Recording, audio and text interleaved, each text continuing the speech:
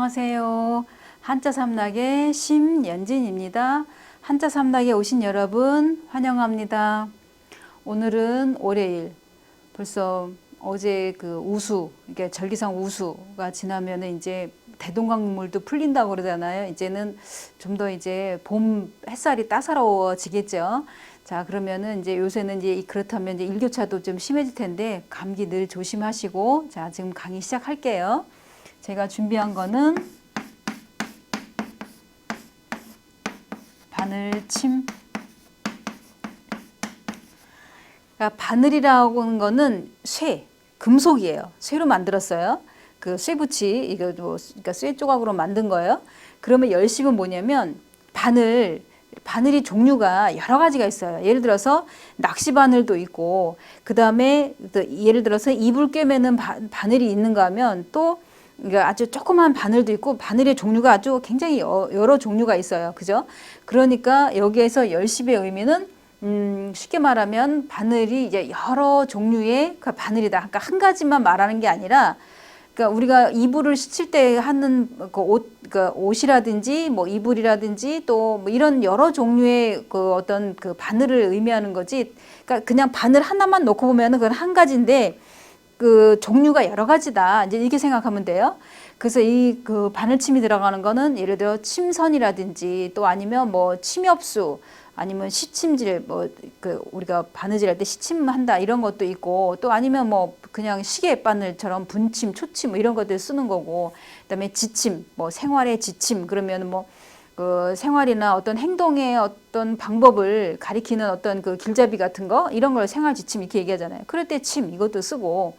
그러면은 만약에 제가 이제 바지가 이렇게 제 이제 바지 뭐 치마다 그러면 이제 이렇게 만약에 틀어졌다고 봐봐요. 근데 이게 치마가 너무 아깝고 막 이래서 좀 예쁘게 꿰매서 입으려고 그래요. 그러면 내가 이렇게 이제 꿰매 입는다고 치면 만약에 이런 방향으로도 하고 또 만약에 이렇게 돼 있으면 여기 이 방향으로 해도 돼요.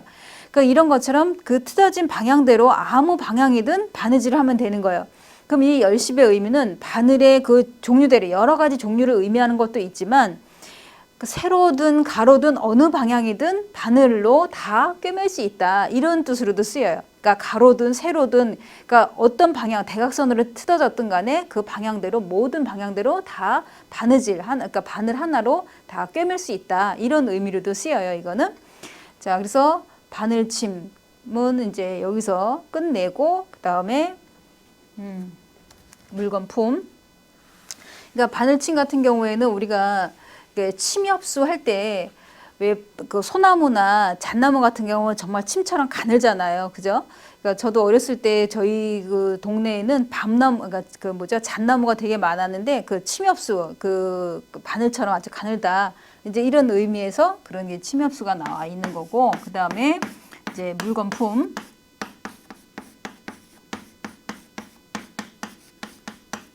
자, 이 물건품은 말 그대로 뭐 성품, 뭐 품목, 품종, 뭐 아니면은 뭐 품격, 품위, 뭐 이거 뭐 품계석. 우리가 왜 저쪽 경복궁이든 뭐 창덕궁이든 창경궁이든 가보면은 딱 이게 문에 딱 들어서면은 품계석이라 해서 뭐 정일품, 정의품부터 쫙 나와 있잖아요. 그죠? 동쪽과 서쪽이 양쪽 나눠서. 그러니까 동쪽은 보통 이제 그 문인 출신, 그러니까 과거 시험에 들어온 사람, 그다음에 이쪽 서쪽은 이제 그 문과 출신, 뭐 이런 식으로도 뭐 서 있고 뭐 이런 데잖아요. 그래서 동쪽 같은 경우에는 세자가 머무는 곳이라면은 서쪽에 있는 방은 이제 그 세자의 동생이라든지, 그러니까 어떤 세자로 책봉받지 않은 그런 동생들이 이제 머무는 이제 그런 곳은 서쪽에 있고, 뭐 이런 식으로 우리 품계석 그쪽 그 경복궁이라든지 궁궐에 가보면은 그 품계석이 나눠져 있는데, 그럴 때도 품자 이걸 쓴다 이런 얘기예요. 그러면 물건품 같은 경우에는 뭐냐면은 이게 자 우리 입을 이제 말하기도 하고 식구를 말하기도 하고, 그래서 왜 식구라는 건 그 사람을 말할 때 그 사람 성품이 어떻다 뭐 이런 얘기를 해요. 그러면 이제 이거는 또 물건이라고 나왔으니까 뭐 품종, 물건의 종류를 나타낼 때도 이걸 쓰는데, 이 물건품 같은 경우에는 또 우리가 왜 그릇기를 보면 이렇게 생겼잖아요. 그죠? 그릇기에 이게 나오듯이 이거는 그릇을 이제 의미하기도 하고, 그다음에 그릇을 쓰는 식구를 뜻하기도 한다. 이런 뜻으로도 쓰여요. 그러면 여기서 만약에 그릇이다. 그러면은 물건이라는 그 범위 안에서 또 그릇을 본다면은, 그러니까 예를 들어서 전체적으로 물건이라는 거를 놓고 보면 이게 물건이에요. 그러면 그 중에서도 또 뭘 그릇을 의미하는데, 그 그릇에도 예를 들어 비싼 그릇이 있는가 하면 좀 더 중간치 가격이 있고 싼 가격이 있고, 우리가 예를 들어 플라스틱 같은 경우 이제 싼 것도 있고, 그다음에 고급 도자기류 같은 거 고급스러운 거는 비싸기도 하고 그래요. 그렇지만 그걸 다 하나하나의 그릇을 놓고 봤을 때는 싸고 비싸고가 있지만 통틀어서 보면 그것도 하나의 물건이다. 이제 이런 거예요.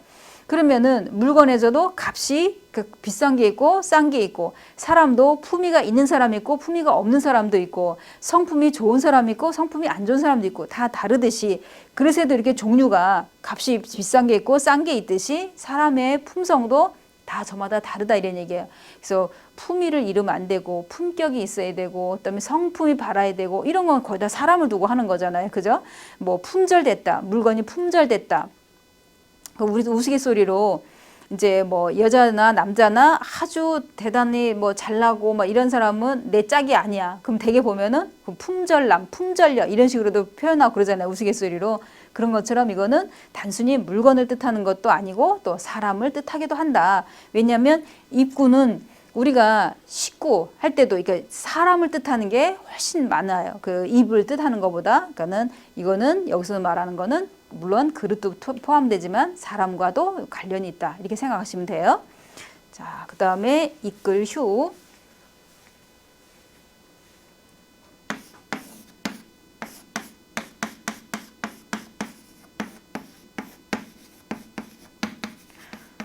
이끌 휴 같은 경우에는 말 그대로 이거는 뭘 제휴하다, 뭐 휴대전화, 뭐 기술 제휴 할 때 쓰잖아요.